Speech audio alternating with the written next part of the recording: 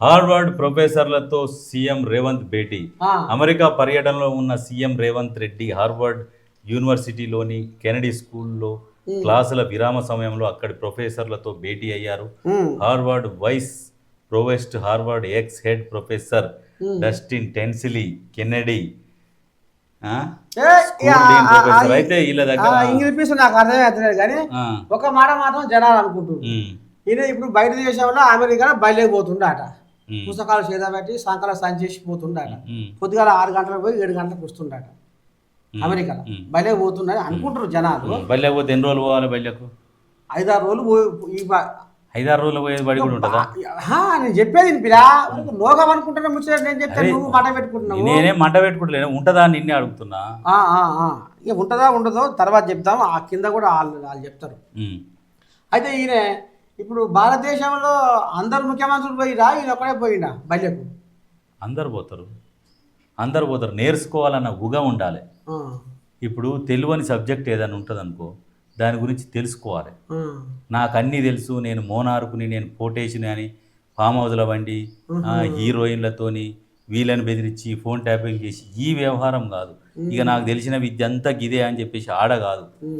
రాష్ట్రాన్ని ముందరికి తీసుకుపోతందుకు కొన్ని కొన్ని ఉంటాయి, నేర్చుకోవాలి. అవి నేర్చుకొని వచ్చి మన రాష్ట్రం ప్రజలకు ఉపయోగపడే విధంగా కొన్ని ఉంటాయి. అది స్కూల్ పోవడం కాదు, కానీ కొన్ని టెక్నికల్స్ ఉంటాయి. ఆ టెక్నిక్స్ నేర్చుకోవడానికి పోతే ఒక 10 రోజులు 5 రోజులు పోయిండేమో. ఎప్పటికీ నిత్య విద్యార్థిగా ఉన్నోడే తెలివైన వాడు, అన్నీ తెలుసు అన్నోడు దరిద్రుడు. కానీ నీకు ముచ్చట ఎరికేనా? చెప్పు. ఇప్పుడు ఈయనేమో అక్కడ అమెరికాలో పోయాం బయలుదేరిపోతుంది. ఇక్కడ జనాల గుసగుస ఏదో ఎరికేనా? చెప్పిగా పెట్టుకో. కేసీరావయ్య ఫామ్ హౌస్కు బాయికాడికి 4 మంత్రులు పోయిరాట, చీకట్ల పోయి కలిసిరాట, మాట్లాడుకుంటున్నారట లోపటంగా. ఇక ఇప్పటికే రేవంత్ అయ్య నడవంగా వచ్చాయి కాంగ్రెస్లకు. ఆయన పిసిసి పెబ్బ అయితేనే అగ్గి మీద గుగ్గిరవయ్యి ఆమ్ర పడకపోయే కోపంతో చూసిరు. నిజమా కాదా?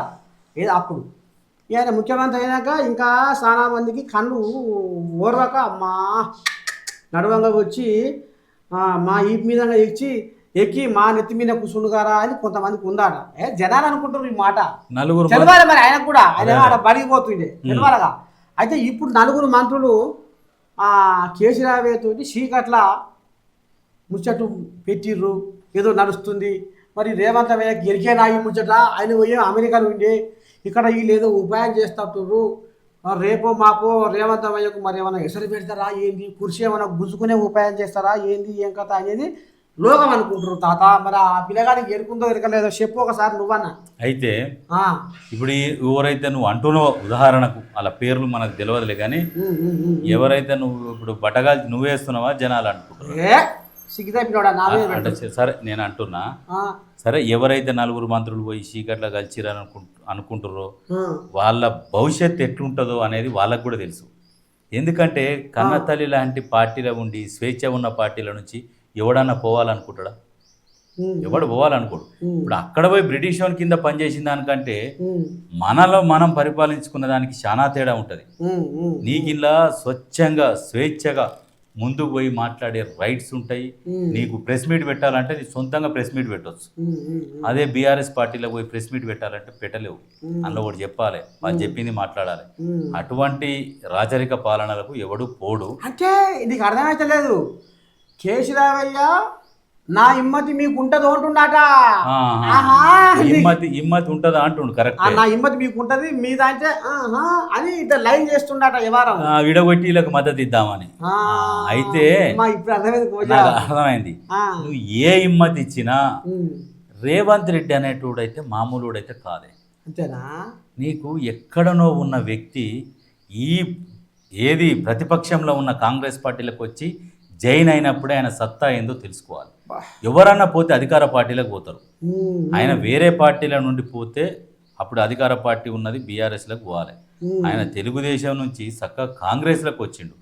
కాంగ్రెస్ నుంచి అందరూ వలసలు వెళ్ళిపోయారు బీఆర్ఎస్లకు. అటువంటి టైంలో నువ్వు కాంగ్రెస్ పార్టీలకు వచ్చిండంటే ఆయనకు దమ్మేంది, ఆయన ఏందని అర్థం చేసుకోవాలి. కాంగ్రెస్ పార్టీలకు వచ్చిండు, ఒక కమిట్మెంట్తో వచ్చిండు. కాంగ్రెస్ పార్టీని గెలిపిస్తా అధికారంలోకి తీసుకొస్తా అని చెప్పిండు. అధికారంలోకి తెచ్చిండు, ముఖ్యమంత్రి అయ్యిండు. అంటే ఆయనకు వాళ్ళ మరి ఇప్పుడు అయ్యిండు వాళ్ళ హెడ్ ఉందా ఆయనకంటే సీనియర్ ఉండు కదా 40-50 ఏళ్ళ సంది కాంగ్రెస్ లో ఉండరు మరి ఆయనకు జర మెర మెర మెర మెర మెర మెర మెర వాళ్ళకు కూడా అని అనుకుంటారు. వాళ్ళకు కూడా అవకాశం వచ్చింది, వాళ్ళ అవకాశాన్ని నిలుపుకోలేకపోయారు, సాధించలేకపోయారు. ఈయన వచ్చిండు, ఈయన కాలం కలిసి వచ్చింది, ఈయన నిలుపుకున్నాడు, పోయిండు. వాళ్ళ పెద్ద ఉంటాడుగా ఢిల్లీలో రాహుల్ గాంధీ, వాళ్ళందరి దీవెనలతోని ఈయన అధికారంలోకి వచ్చిండు. అటువంటి వ్యక్తిని కాదని వీళ్ళు వేరే పార్టీలకు నలుగురు అయితే మంత్రులు ఉన్నారో వాళ్ళతో కాదు పోరు కూడా. ఇదంతా ఏంటంటే ఒక ప్రచారం చేసి ఒక అలజడి సృష్టించాలి, ఇలా మధ్యలో కొట్లాటలు పెట్టాలి. కొట్లాటలు పెడితే ఎడముఖం పెడముఖం ఉంటారు, ఎక్కడ కూడా కలిసి ప్రచారాలకు పోరు. ఇప్పుడు మున్సిపల్ ఎలక్షన్లు వస్తున్నాయి, ఈ మున్సిపల్ ఎలక్షన్లలో ఈ దెబ్బ వేసినాం అనుకో, అరే కాంగ్రెస్ పార్టీ మొత్తం పోతుందట, మనం గెలవచ్చు అనే అంశంతో కూడా ఉంటుంది. రాజకీయాలల్లో ఎట్లా ఉంటుందంటే తాత, ఎప్పటికీ ఒకడెప్పుడు ఎత్తులు వేస్తేందుకు ఒక సలహాదారు ఉంటాడు. వీళ్ళకు ఎత్తులు వేయాలి, ఏం చేయాలి, ఎట్లా అని ఒక సలహాదారు ఉంటాడు. పెద్ద మంచిగా చదువుకున్న వాళ్ళని పెట్టుకొని వీళ్ళకి ఏం తెలుసు, గోసి తెలుసా వీళ్ళకే పొద్దున్న లేదు పొద్దుగా ఇది తాగుతారు పంతారు. వీళ్ళు అన్నిటికీ అలవాడు. వాళ్ళు వచ్చి చెప్తారు, ఈ రోజు మీ డైరీ ఇది, మీరు ఇది ఫాలో కావాలి. ఈ రోజు అనగానే అదంతా చదువుకుంటాడు, పొద్దుగాల లేస్తాడు, గంట చదువుకుంటాడు, ఏం చెప్పాలో పబ్లిక్లకు ఏం మాట్లాడాలని పోతాడు. ఆయన టకాటాక్ ఇవన్నీ మాట్లాడతాడు, వచ్చేస్తాడు. మళ్ళీ మధ్యాహ్నం ఇంత తింటాడు, సాయంత్రం ఇంత తింటాడు, మళ్ళీ దూలాడుతూనే ఉంటాడు. ఇదే వీళ్ళది. ఈ నల్గొండ పిల్లగాడు కూడా ఒక ఆయన అంటుండే, ఓ పిల్లగాడు ఏమో తాత మా కోమటిరెడ్డి పదవి ఊసిపోతట్టుంది, ఈ తమ్మినికి ఇవ్వాల్సి వస్తట్టుంది, మాటపోతట్టుంది. ఆయనకేమో ఒప్పందం అయ్యి మాట ఇచ్చిందట, ఏం మాట పోతట్టుంది.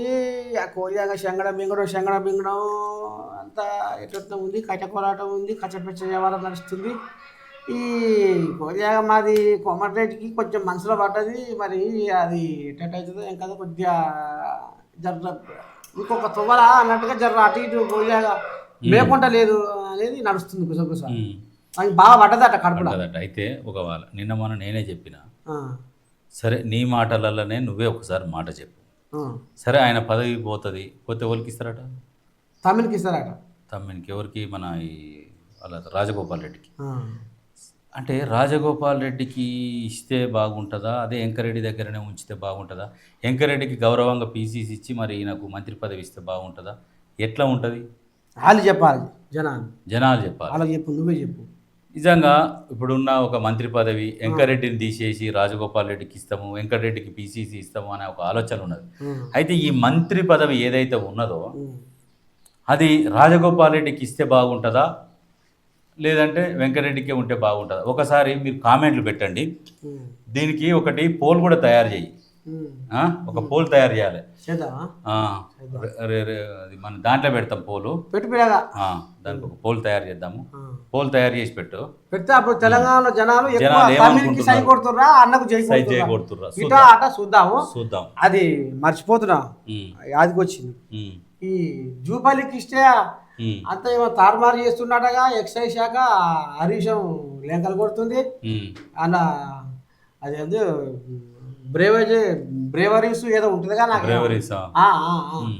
అలా అది కమిషన్ కొడుతున్నాడగా జూపల్లి, హరీషం కొయ్యాగా లెంకలు కొడుతుంది. నువ్వు సక్రమం అయితే నువ్వు దాని గురించి మాట్లాడాలి. నువ్వే సక్రమమైనవి కాదు, నువ్వు ఘాటి గురించి నువ్వేం మాట్లాడతావు? నేనేం చేసాను? నువ్వు ఇంతకుముందు మీరు ఉన్నప్పుడు ఏమో మొత్తం నాకి పడేసిరు, అవతలోడు కూడా గదే పని చేస్తాడని నువ్వు అనుకుంటే ఎట్లా? నన్ను ఇన్ని కాదు, ఇప్పుడు నువ్వే హరీష్ అనుకోరాదు. అంటే ఉదాహరణకు చెప్తున్నా, నువ్వే హరీష్ అనుకో, నువ్వు 10 సంవత్సరాలు ఉన్నప్పుడు నువ్వు అన్ని తీట పనులు చేసినావు, నా గాడికి దోసుక తిన్నారు. ఇదే అవతలోడు కూడా అదే చేస్తాడని నువ్వు ఎందుకు అనుకుంటావు అట్లా? నువ్వు చూసినవా చూడలేదా? నువ్వు చూడవైతే చేయవైతే మరుగున పెట్టి కొడుతుంది దెబ్బ, నాకు అర్థమైతే లేదు. ఇప్పుడు 10 సంవత్సరాలు నువ్వు పరిపాలించరు, మీ ప్రభుత్వమే ఉన్నది. ఉదాహరణకే ఉన్నప్పుడు మీరు అన్ని అయ్యే పనులు చేసిరు. చేసినాక మీకు ఏమనిపిస్తుంది? బయటకు వచ్చినాక అరే ఇళ్ళకెళ్ళి ఇది తీసుకుపోతారు, అప్పుడు చేసిన ఆయన గుర్తుకొస్తాయిగా, అన్ని ఇలా మీద వేస్తాను. అది వాస్తవానికి చెప్పాలంటే కాంగ్రెస్లో అవినీతి తక్కువ ఉంటుంది. ఓపెన్గా చెప్పాలంటే వాళ్ళు ఎట్లా ఉంటుంది అంటే స్వేచ్ఛ ఉంటుంది కదా, ఒకరి మీద ఒక నిఘా పెడతాడు. ఎవరు తిన్నా బట్టబయలు అవుతుంది. అందుకని వాళ్ళు తినుడు తక్కువ తినరు అసలు. ఈ ప్రైవేట్ వాళ్ళు అనుకో, అది ప్రైవేట్ స్కూల్ లాగా ఉంటుంది, ఒక మేనేజ్మెంట్ సిస్టమ్ ఉంటుంది. అందరు నోరు మూసుకోవాలి మంత్రులు. మేమున్నాం, అధ్యక్షుడు ఉన్నాడు, అధ్యక్షుడు చూసుకుంటాడు, నోరు తెరిచి తీపులు పలుకుతాయి. అట్లా ఉంటుంది. అట్లా విపరీతమైన దోపిడీ జరుగుతుంది ప్రాంతీయ పార్టీల ద్వారా. జాతీయ పార్టీలలో దోపిడీ అనేది ఉండదు. అట్లా ఇదేంది, మున్సిపాలిటీల్లో లోకల్ పొత్తులు, స్థానిక పరిస్థితులను బట్టి ఎక్కడికక్కడే నిర్ణయాలు. ఓ అమ్మ, ఓ బిరగా అది నేను మర్చిపోతున్నా. బీర్లైలే ఇలాకల యాదాద్రిలా ఈ కాంగ్రెస్ తోటేమో సిపిఐ పొత్తాట, బీఆర్ఎస్ తోటేమో సిపిఎం పొత్తాట. ఏంటి కదలగోరమో ఎర్రజెండా పోయాగలు ఇట్లా ఎడవాసిపోతున్నాయి. ఎర్రజెండా పుంజుకుంది, ఎర్రజెండా పుంజుకుంది, పుంజుకుంటుందా? పుంజుకుంటుంది, జర పుంజుకుంటుంది. ఎందుకంటే మొన్న నుంచి అందరికి కొంచెం అభిమానం పెరిగింది. ఇలా వెనకట పాటలు పాడే కోడియాగలు బాగుండేది. అరే నువ్వు ఎర్రజెండా పాట వాళ్ళది విన్నావనుకో, ఇక నువ్వు వెళ్ళిపోతూనే ఉంటావు. అట్లా ఉంటాయి ఆ పాటలు. నాకు ఎరకలేదా? అయ్యో ఈ మొగోడు 7 ఇతర నక్క కాట 3 ఇతర నక్క తినక నేర్పిందట. అరే లేటెస్ట్గా ఉంటుంది 3 ఇతల నక్కది. ఎట్టా 7 ఇతల అంటే మాదిగలంతా మైల పడ్డోళ్ళంటూ అగ్రకుల పెద్దలు అనగదు కూతుంటే, మాదిగలంతా మైల పడ్డోళ్ళంటూ అగ్రకుల పెద్దలు అనగదు కూతుంటే, నిధులెట్లా పడుతుంది రా దళితన్న నిప్పులై మండాలిరా దళితన్న. ఇట్లా ఉంటాయి ఆ పాటలు. ఉంటాయి. హై నరాలు ఉప్పొంగుతాయి ఆ పాటలు. ఆ పాటలకు, ఆ కథలకు అన్నీ ఉంటాయి. అట్లా అది రేపు ఎర్రజెండా పుంజుకుంటుంది. ఎందుకంటే బీజేపీ వాళ్ళకు పుంజుకునేటట్టు చేస్తుందా? ఎట్టా? ఎందుకంటే ఇప్పుడు చెరబట్టి వాళ్ళని చంపుతుంటే ఇప్పుడు సానుభూతి పెరుగుతుంది కదా. అయ్యో పాపం అని జాలి పడనోళ్ళంటూ లేరు. ఇప్పుడు ఎంపీటీసీకి కానీ జెడ్పీటీసీకి కానీ నేను సిపిఐ అభ్యర్థిని అని చెప్పేసి పోతే ₹1 ఎక్కువ బ్రహ్మరథం పట్టేటట్టు అయిపోయారు ప్రజలు. అయ్యరు. నింగికెగసినారా నేల తారలారా వేగు చుక్కలై దారి చూపుతారా ఏ తల్లి బిడ్డలో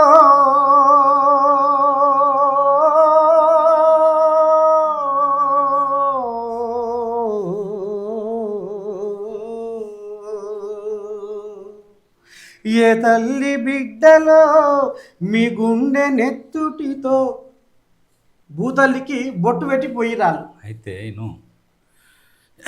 ఎప్పుడైతే ఎర్ర జెండాని పొల్యూట్ చేసిన బీఆర్ఎస్ ఉందో, ఆ బీఆర్ఎస్లో ఎర్ర జెండాకు సంబంధించిన వాళ్ళు ఎంతమంది ఉన్నారో వాళ్ళు బీఆర్ఎస్లో ఉన్న వాళ్ళు మొత్తం ఇప్పుడు ఎర్ర జెండా వైపు వెళ్ళిపోయారు కూడా. దాదాపు మళ్ళీ వెళ్ళిపోయారు. బీఆర్ఎస్ ఏదైతే చేసి వాళ్ళని లాక్కున్నదో ఎర్ర జెండాలని, ఆ ఎర్ర జెండాలు బీఆర్ఎస్ ఉన్న వాళ్ళు మొత్తం మళ్ళీ వాళ్ళ గుడికాలు చేరుకురు. మాకొద్దు ఈ నీచమైన దాంట్లోకి అనవసరంగా వచ్చినాము, మా పట్టుదల, మా పిడికిలి అన్నీ మేము అసలు మళ్ళీ వచ్చేసారు. ఇక చెప్పుకోలేము. బీఆర్ఎస్ వాళ్ళు ఎంతైతే చేసిరో మళ్ళీ తిరిగి వచ్చేసి పన్నట్టే. ఇక కారు వండుకునేదేముంది. టీడీపీతో బీఆర్ఎస్ జట్టు అట. ఇంకొన్ని చోట్ల బీజేపీ సిపిఎం, టీడీపీతో బీఆర్ఎస్ జట్టు. నామినేషన్లు మొదలు కావడంతో అభ్యర్థుల ఎంపిక స్పీడప్. అధికార పార్టీలో రంగంలోకి ఇన్ఛార్జీల మంత్రులు. వచ్చే నెల 2న బీఫామ్లు ఇచ్చేందుకు కాంగ్రెస్ ఏర్పాట్లు. బీఆర్ఎస్ బీజేపీలో తుది దశకు అభ్యర్థుల ఎంపిక. అభ్యర్థులు ఎవరో తేల్చలేకపోవడంతో పెద్ద సంఖ్యలో నామినేషన్లు వేస్తున్న ఆశావాహులు. ఎన్ని నామినేషన్లు వేసినా ఏంటంటే నయానా భయానా కొన్ని ఉంటాయి కదా, నామినేషన్లు వేసిన వాళ్ళకి సెట్ చేస్తేందుకు వేస్తున్నారు.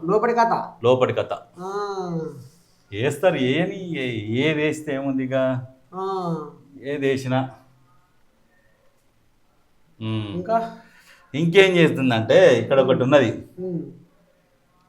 డ్యామేజ్ కంట్రోల్ కోసం ఏం చేద్దాం. వరుస విచారణలతో గులాబీ నేతల్లో గుబులు. పురపాలక ఎన్నికల్లో విజయంపై ఎఫెక్ట్. క్షేత్రస్థాయి పరిస్థితులపై అధిష్టానం ఆరా. ప్రభుత్వంపై విమర్శలు పనిచేయడం లేదని నైరాశ్యం. బలమైన అభ్యర్థులకు టికెట్లు ఇస్తేనే గట్టెక్కుతామనే భావన. అధికార పార్టీని తట్టుకోలేమంటూ పోటీకి కొందరు వెనకంజ. అంటే డ్యామేజ్ కంట్రోల్ అంటే ఇప్పటికీ బీఆర్ఎస్ పూర్తిగా డ్యామేజ్ అయిపోయింది. ఎట్లా?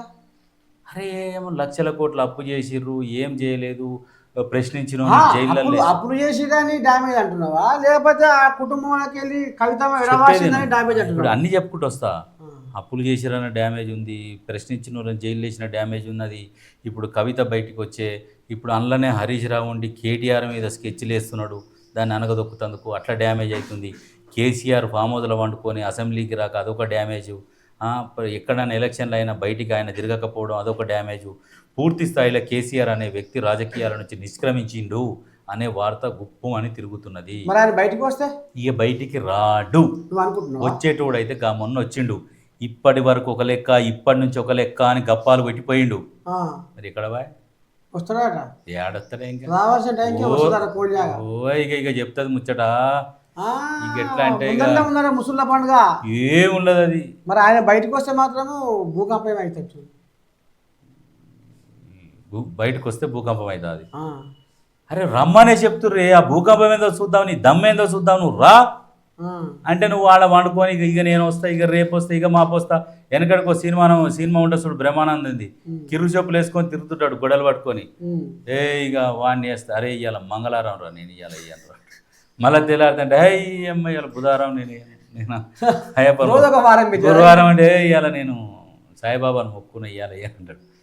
ఇవన్నీ వారాలకు అన్ని పెట్టుకొస్తుంటాడు, కానీ చేతులు అయితే గొడవలు ఉంటుంది ఇక వేసినట్టే. అదే చేతులకు ఆగారం అట్నే అనిపిస్తుంది, ప్రచారం అట్నే ఉంటుంది, చేతులకు గొడవలు ఉంటుంది. చూసేటోళ్ళు అందరూ ఈగేస్తాడేమో అన్ని వారాలకు అన్నీ పెట్టి కూర్చుండే ఈగేనాడేస్తాడు. ఇక ఎక్కువ కొడుకు ముఖ్యమంత్రి పదవి రావాలంటే అదేదో ఆస్తు బాగాలేదంటే దాన్ని ఊలగొట్టించింది అట. మరి కొడుకును ముఖ్యమంత్రిని చేయాలని కలగానోడా, మరి అట్టేట ముక్కుంటాడు. కొడుకు సూడి ఉండాలి, చూడా సూడి ఉండాలి, ముఖ్యమంత్రి అయ్యే సూడి ఉండాలి. సూడి ఉంటే అవుతాడు వాడన్న. మరి సూడిగా అది దోషం ఉందనే ఇక్కడ వెనకడికి ఏదో కూలగొట్టించినాడగా. ఏ దోషం ఉన్నా, ఏ యాగాలు అది ఇప్పుడు అప్పుడు ఒకసారి యాగాలు చేసిండు చూసినావు. యాగాలకు మగోడే చేస్తాడు, యాగాలు చేసినప్పుడు అలా చేపిస్తాడు.